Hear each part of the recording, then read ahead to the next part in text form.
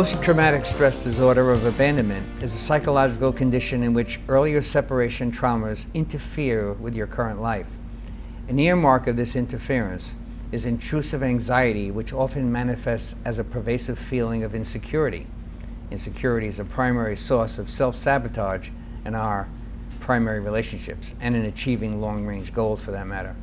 Another earmark is a tendency to compulsively reenact our abandonment scenarios through repetitive patterns. These are, but not only, defense mechanisms. Okay, I have with me to discuss abandonment and the connection with post-traumatic stress disorder, my FIT-TV contributing expert from the relationship journey, Marla Matthews. Hi, Martha. Hello, nice to be here. Marla. There you go. I almost forgot. Makes me feel right at home. Yeah, there you go. All right, so these emotional crises of abandonment can create a trauma, and it can be severe enough that the emotional imprint on an individual's psychobiological functioning is affected. What are some of the things that they might feel other than rejection, or common rejection and loss? Well, panic disorder is a huge consequence.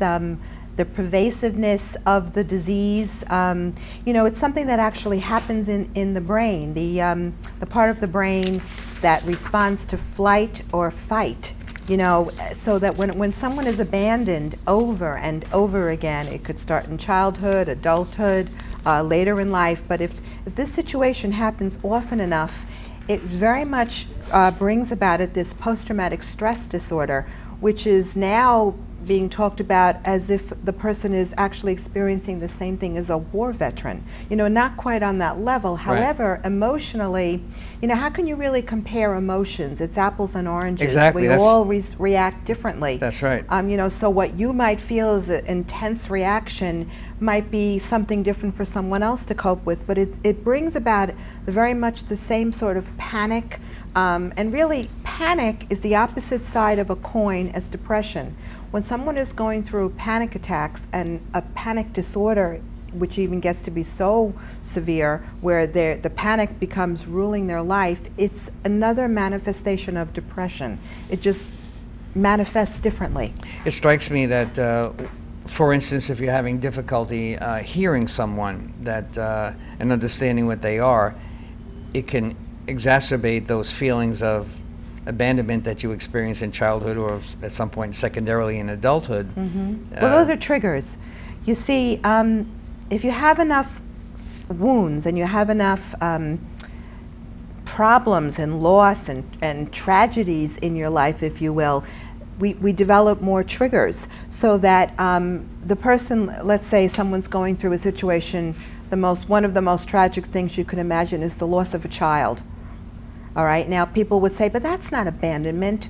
Well, it's the most severe form of abandonment, even though it wasn't a purposeful abandonment. It was it's something that was there, that was in love or in life, and then it's not there anymore. Huge, exactly. It's a form of what you're referring to as abandonment. Yeah, abandonment. So abandonment, maybe we should define what abandonment is. It takes on many different qualities. Abandonment does not necessarily mean the loss of a marriage or a job, although those can be in that consequence.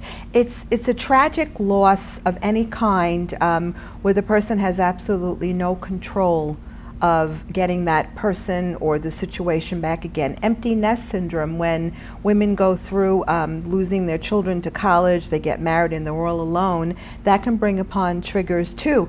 Perhaps nothing close to the kind of triggers someone would experience when they lose a child through death, but nevertheless, again, triggers of abandonment. So the relative experience you have, like an empty nest, for instance, which I recall and relate to because I went through that when my son left the house.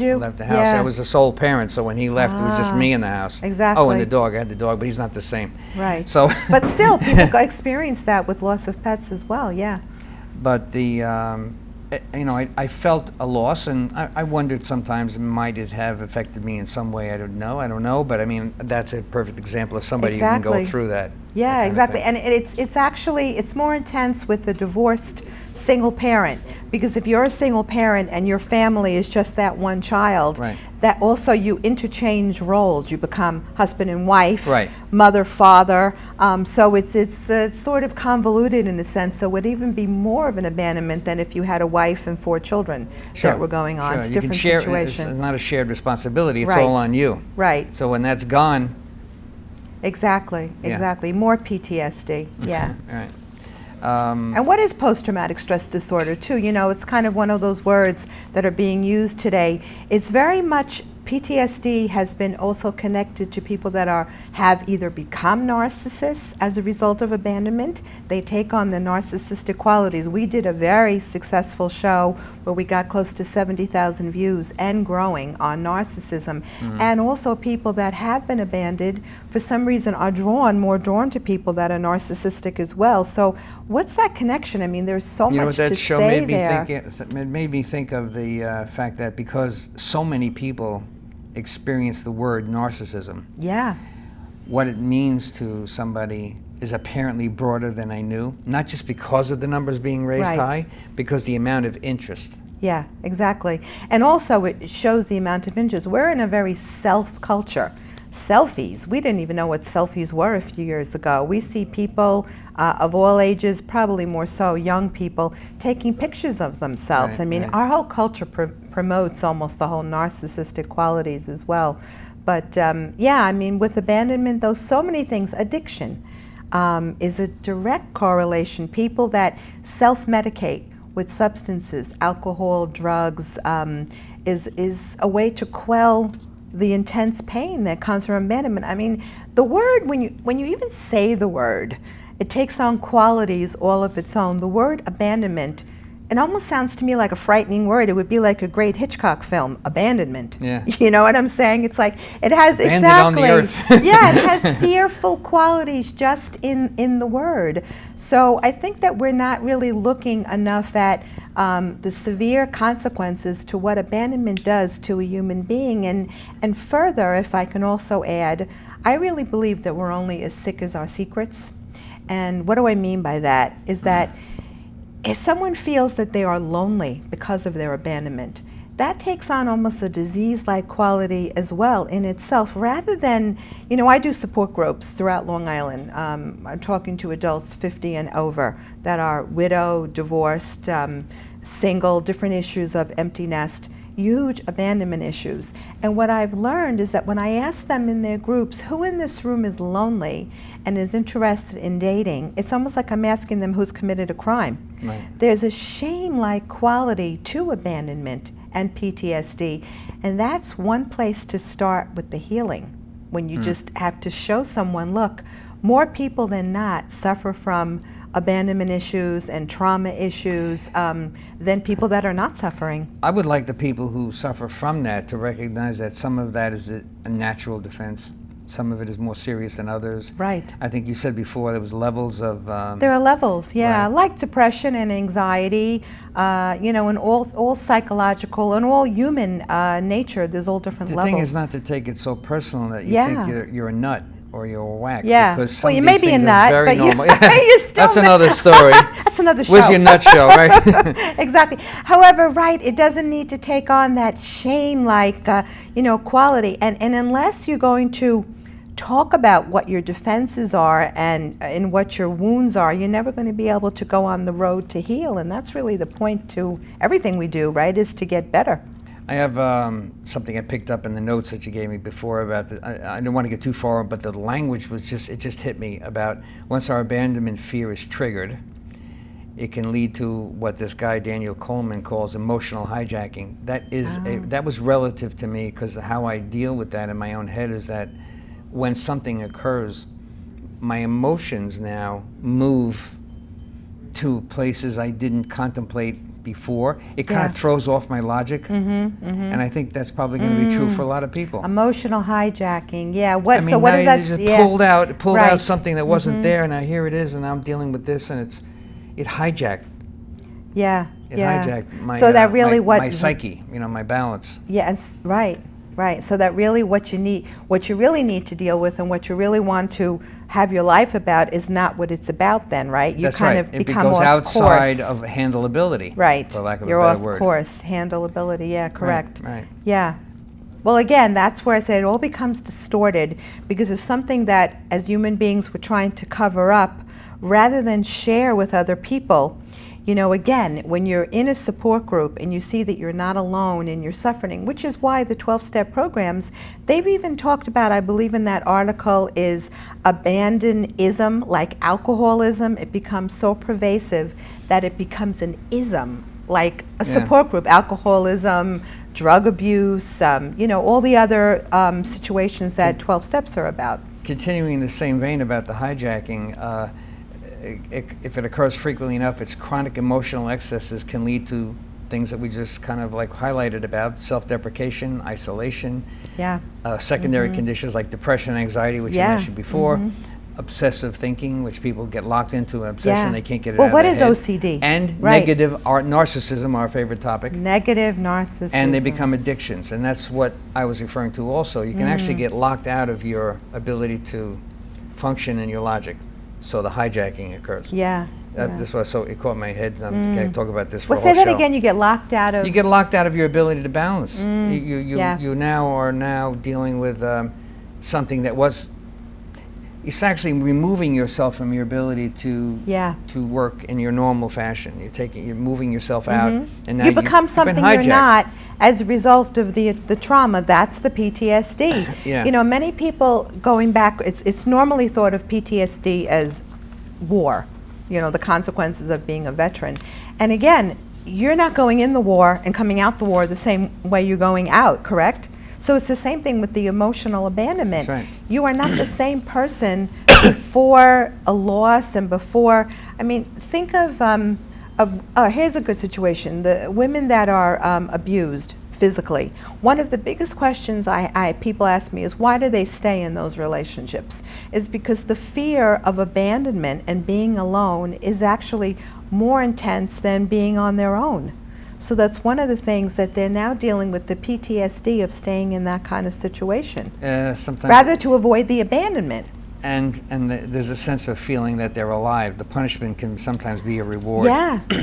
Weird, but I know. It's not numb. There's something going on. Yeah. And rather that. They're more familiar with the abuse. Yeah, than emptiness. Than the Let me talk about a couple of the characteristics of the abandonment issue that causes this post-traumatic stress.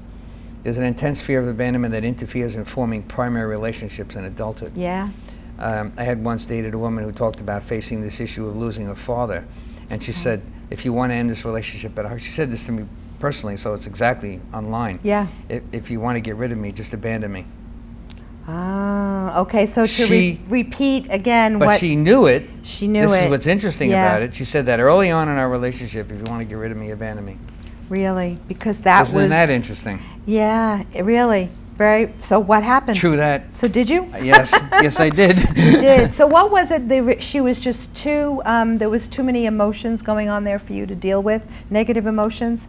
Too many personality issues that I had that I wasn't comfortable with. I didn't understand them. Yeah. And I began to be awkward about my response. So I can't blame her completely for my awkwardness about it. But I felt awkward about the way her personality was, how she delivered. Well, you know what fear is, with the acronyms for fear, false emotions appearing real. So we can relate that back to abandonment and, being abused and harmed and et cetera, et cetera. We can go on with the whole negative relationships. But if you're in fear, you can't also be in love. You can't have so much fear in a relationship and also really have a healthy, loving. They kind of cancel each other out. So this woman was almost predisposed to a failure. Right. And she was sabotaging it, she consciously or otherwise. Already knew. I don't know. Yeah, Maybe it's interesting to know. I don't know the answer to that question, but certainly that was relative in that case. Yeah. There's a tendency towards self-defeating behavior patterns that sabotage your life goals, your loves, and your career. Yeah. And often, from what I'm familiar with, a fear of intimacy, sex, and even loving somebody completely as opposed to loving somebody superficially or just sexually. Right. Or emotionally because they remind you of their mother or something. I'm making this up, but whatever other connection you can make. Well, the fear of getting so close again and opening your heart and your life and your soul and everything, just you again, is so much greater than the wanting to have the love and the intimacy. That's such a severe consequence of abandonment, which goes right to the PTSD that we started talking about. But when your fear is greater of being hurt and left than the possibility of having a happy relationship, you are in intense PTSD. And that's happened. I see that at least in half the people that come to my groups. And you become uncomfortable with taking the natural risk of a relationship. You know, like, go It's ahead. more than uncomfortable. Yeah, but I'm just saying, people should just, I'm just saying. Yeah, I mean, people would love to can't see 'em eat, just they do can't it. sleep. We're talking Just about all have this. your relationship instead of fighting yourself before you get into it. Yeah, but when you think about someone suffering, again, back to the war, these people oftentimes are so sick they have to be hospitalized. They can't eat, they can't sleep, they have psychiatric breakdowns. This is the same thing, is that when you meet someone and you're suffering severe PTSD, you're so afraid that you're going to love them and they're going to love you and then they'll leave you, that you do everything. The thought of the loss, in other words. Yeah, the loss Yeah. is bigger than any possibility of being happy. It's just it's not. Again, the brain is reacting to a fight or flight reaction, just like in panic disorder. It's the same thing. The loss situation leads me to the next question. And actually, the brain changes from all that too. Actually, if you were to do a diagnosis of that person with the brain before and then after, the brain does change. It's really true. That's the amygdala portion of the brain. How do you pronounce that? Amygdala. Yes, exactly. Yeah. The emotional contingency area. Yes, exactly. So it is chemical. It really is happening to your system, yeah. A tendency to repeatedly subject yourself to people or experiences that lead to another loss, and another another trauma. Or another trauma. And that's the continuation theory of abandonment. Now, this is like wicked. It's wicked to think about. Yeah. Because if you're already going through, or if you recognize it, it's even worse. If you can't deal with your recognition, you're going to have it again. A likelihood. You'll have that if you same theory recognize again. it and you seek help, it's better. If you recognize it and you just live in a state of fear and panic, and you self-medicate with food and drugs and even people, but if you seek help, no, the recognition is a good thing. That's the first place to heal. You can't heal what you don't reveal. Right, but you can't go to a cardiologist and complain about your hip. That's you why that? You have to talk about what's really going on. That's why the continuation theory of abandonment makes sense to me, that if you don't get the support you need, it might happen again. Yeah, exactly. It could happen again anyway. Nobody knows what's going to happen when you meet someone. However, if your senses are all off and your brain is off and your heart is off, the chances of it happening again and again and again, in terms of someone abandoning you, not through death, but through, like divorce. rejection. The next area I had was divorce, Yes. which is a common one that I face. Right. So people in the process, and I'm a divorce mediator, so I can't speak of any too closely because I'm held to confidentiality. Thank you for the word. One person was so shocked by it that she looks at me as the person who's ending it. She doesn't look at the husband who's ending it. Oh, really? It was a transference onto you? Yeah. Oh, that's very interesting. She deals with her husband, who had an affair, more than she deals with me. Okay. And that's another thing, too, the displaced anger, sort of in the same vein that you were talking about. Yeah. So many times people are hurt by one person, but they're not able to, either the person's dead or they won't talk to them for whatever reason. So they displace that onto all the new people that come into your life. You can't have a happy relationship. Yeah, how are you ever going to be happy with somebody like that? Yeah. Well, they can't be. And what's really sad about the whole thing is that the behavior becomes, I don't know what the word I'm looking for. It becomes something they're in a room and they're trying to work their way out, like in a web-like situation, and they're not able to get out of that behavior because they don't know how, and they don't even know that they're doing it. That would be like a bad dream. You don't exactly like a dream-like state. If you don't know that you're displacing your pain from back to your childhood or your marriage or wherever, if the woman was raped, let's say, and she has an anger towards all men, if you don't know it, how are you going to fix it? Right. and it's the same thing you were saying before. Yeah. Good idea to look at help lines when you recognize that some trauma has affected you. A lot of people have the trauma and it goes incognito. And they go through life reacting to some kind of trauma and they have no clue. Exactly. They have no clue. Well, that's it. Yeah, to me, I think that the more you know, the better you do. The more you know, the better you do. Except for one type of person, which I don't know Which what you type? would call that. I don't have a name for this kind of person. But there are people who have this... Is he running for president?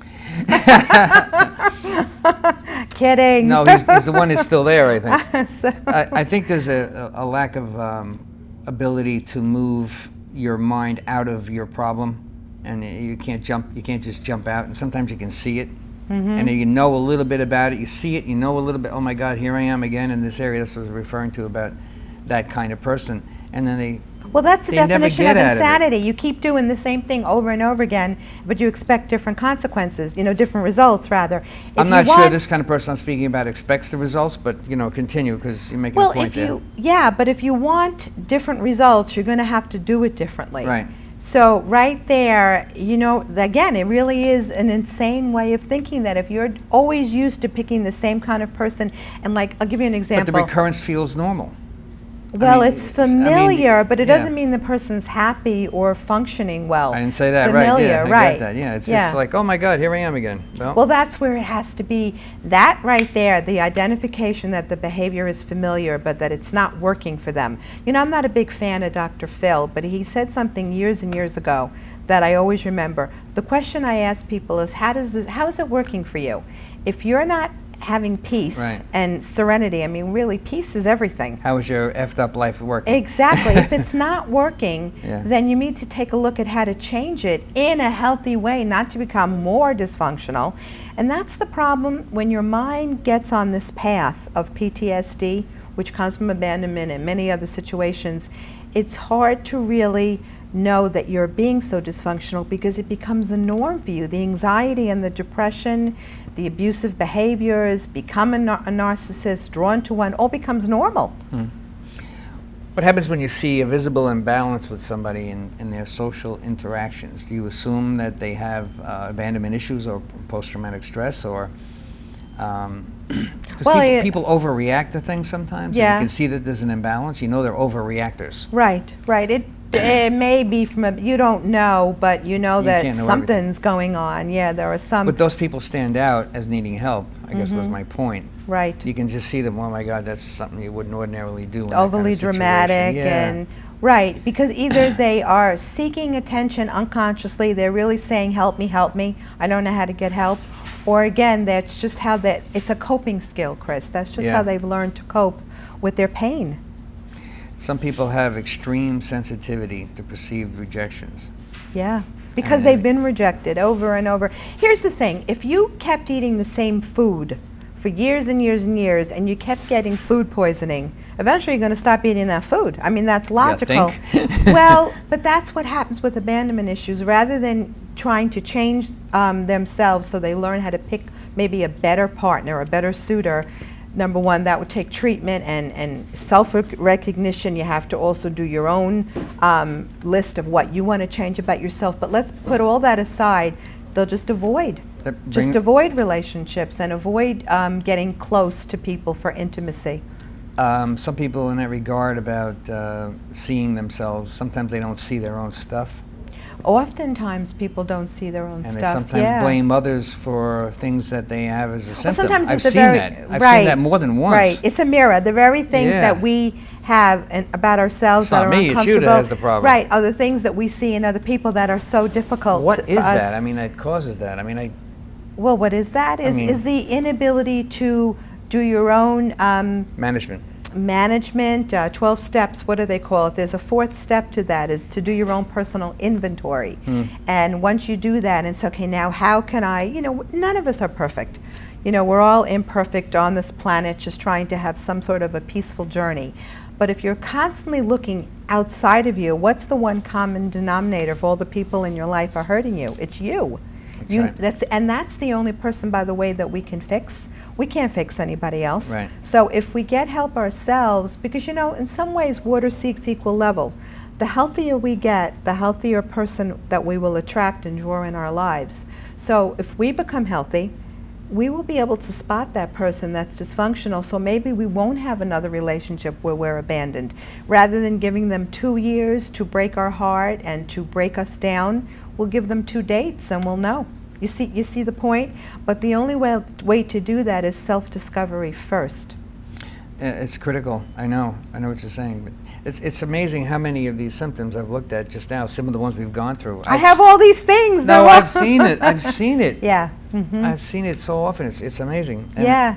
And if we only knew, and right? It becomes the norm in our culture. That's what's so sad. I mean, for people to insult other people verbally and to harm them and to not be kind and compassionate and respectful, this is how we should be. And these are the kinds of people that we should be wanting in our lives, that edify us and lift us and bring us up emotionally and give us respect and compassion.